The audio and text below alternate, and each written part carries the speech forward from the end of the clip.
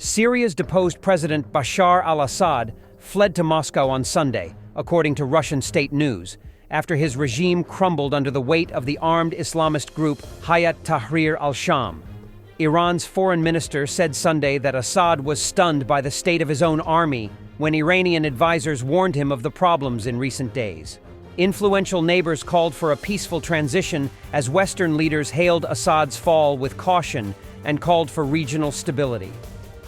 U.S. Secretary of State Antony Blinken said late Sunday that the United States has taken notice of efforts by rebel leaders to moderate their rhetoric and downplay their hardline Islamist roots, adding that, "We will assess not just their words, but their actions." For Iran's theocratic government, it keeps getting worse. Its decades-long strategy of building an axis of resistance, supporting militant groups and proxies around the region is falling apart.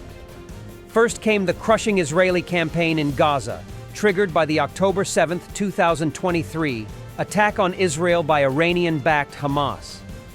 That war spawned another in Lebanon, where Israel has mauled Iran's most powerful ally, Hezbollah, even as Israel has launched successful airstrikes openly inside of Iran for the first time.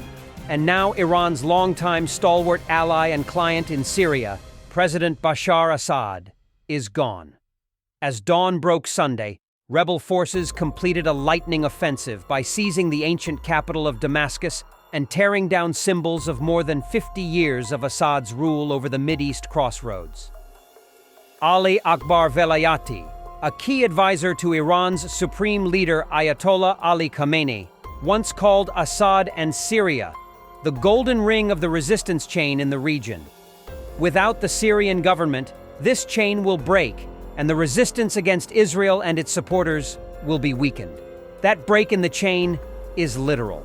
Syria was an important geographical link that allowed Iran to move weapons and other supplies to Hezbollah in Lebanon. Its loss now further weakens Hezbollah, whose powerful arsenal in southern Lebanon had put Iranian influence directly on the border of its nemesis Israel. Iran's deterrence thinking is really shattered by events in Gaza, by events in Lebanon, and definitely by developments in Syria, a senior diplomat from the United Arab Emirates, Anwar Gargash, said at the International Institute for Strategic Studies Manama Dialogue in Bahrain. Iran still holds the card of its nuclear program. Though it denies that intention, it can use the potential for building a weapons capability to cast a shadow of influence in the region. Iran remains a critical regional player, Gargash said. We should use this moment to connect and speak about what's next, in my opinion.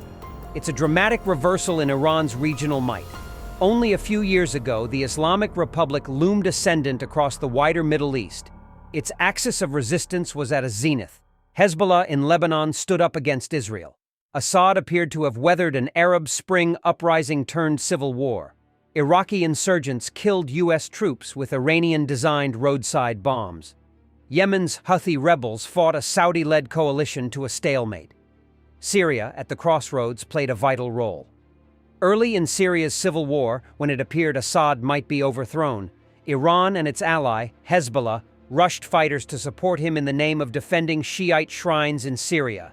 Russia later joined with a scorched earth campaign of airstrikes. The campaign won back territory, even as Syria remained divided into zones of government and insurgent control. But the speed of Assad's collapse the past week showed just how reliant he was on support from Iran and Russia, which at the crucial moment didn't come. What was surprising was the Syrian army's failure to counter the offensive and also the speed of the developments. Iranian Foreign Minister Abbas Araghchi told state television late Sunday night. That was unexpected.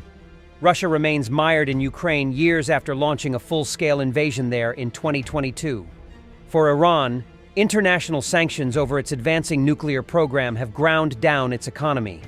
For Israel, breaking Iran's regional network has been a major goal, though it is wary over jihadi fighters among the insurgents who toppled Assad. Israel on Sunday moved troops into a demilitarized buffer zone with Syria by the Israel-held Golan Heights in what it called a temporary security measure. Prime Minister Benjamin Netanyahu called Assad's fall a historic day, saying it was the direct result of our forceful action against Hezbollah and Iran, Assad's main supporters. Iran's theocratic rulers long touted their regional network to Iranians as a show of their country's strength, and its crumbling could raise repercussions at home, though there is no immediate sign of their hold weakening. Anger over the tens of billions of dollars Iran is believed to have spent propping up Assad was a rallying cry in rounds of nationwide anti-government protests that have broken out over recent years, most recently in 2022. Iran could respond by revving up its nuclear program. The loss of Syria does not mean the end of Iran's ability to project power in the Mideast. The Houthi rebels continue to launch attacks on Israel and on ships moving through the Red Sea, though the tempo of their attacks has again fallen without a clear explanation from their leadership. Iran also maintains its nuclear program.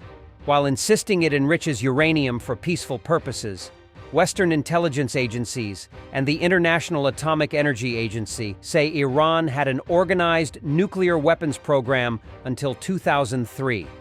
The head of the IAEA also warned Friday that Iran is poised to quite dramatically increase its stockpile of near-weapons-grade uranium as it has started cascades of advanced centrifuges.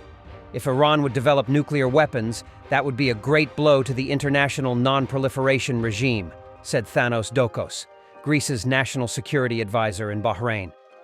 There remains a risk of wider attacks in the region, particularly on oil infrastructure.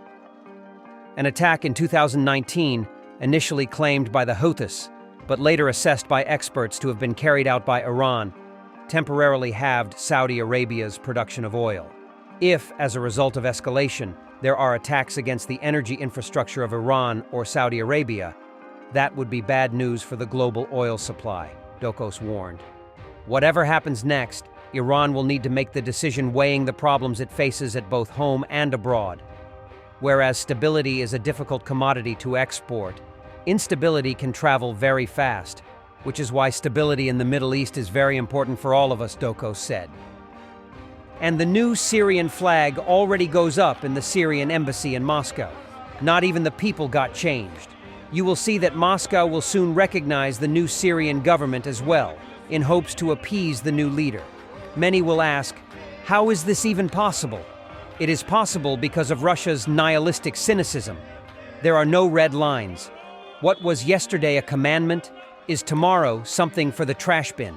The dogs bark and the caravans move on. The Kremlin and especially Putin play with fears, but they have to, except when somebody calls their bluff. Russian scarecrow tactics are meant for the weak-minded, and when you fall for it, then you better question your critical thinking skills. Too many in the West are too naive to properly comprehend the complexity of the world problems, and this episode at the Syrian embassy will expose them once more.